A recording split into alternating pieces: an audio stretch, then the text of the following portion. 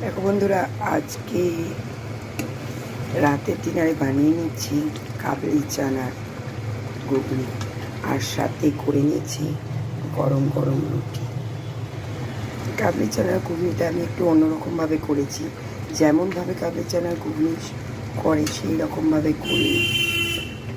এতে মশলা হিসাবে আমি ব্যবহার করেছি চার মগজ বাটা, কাজু বাটা, একটু পোস্ত বাটা, আর কড়াই জাস্ট একটু তেল দিয়ে টমেটো, পেঁয়াজ, রসুন, শুকনো লঙ্কাকে ভেজে নিয়েছি। সেটা মিক্সিতে পেস্ট করে নিয়ে সমস্ত মশলাগুলো কড়াই শুকনো লঙ্কা ফোড়ন দিয়ে একটু লাল লাল করে ভেজে নিয়েছি।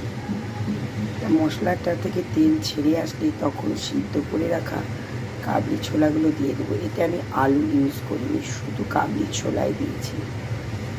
আর নামানোর ঠিক আগে যদি দই থাকে দই, আর না হলে একটু দুধও দিতে পারো।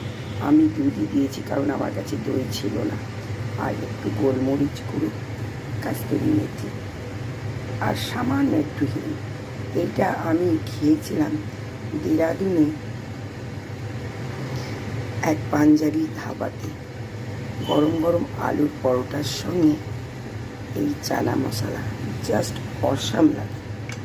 তোমরা একবার বানিয়ে খেয়ে দেখতে পারো। এতে আমি হলুদ, আদা, জিরে গুঁড়ো, ধনে গুঁড়ো কিচ্ছু ইউজ করিনি। যেই মশলাগুলো বললাম সেই মশলাগুলোই দিয়েছি। এটা খেতে সত্যিই খুব সুন্দর হয়। একবার তোমরা ট্রাই করে দেখতেই পারো।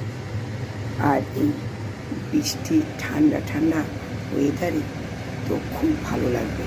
আলুর পরোটার সঙ্গে বেশি ভালো লাগবে। আমার সময় হয়নি তাই রুটি দিয়েই চালিয়ে দিলাম। তাহলে আজকে এই পর্যন্তই। ভালো থেকো, সুস্থ থেকো, টেক কেয়ার। দেখা হচ্ছে কালকে। Good night.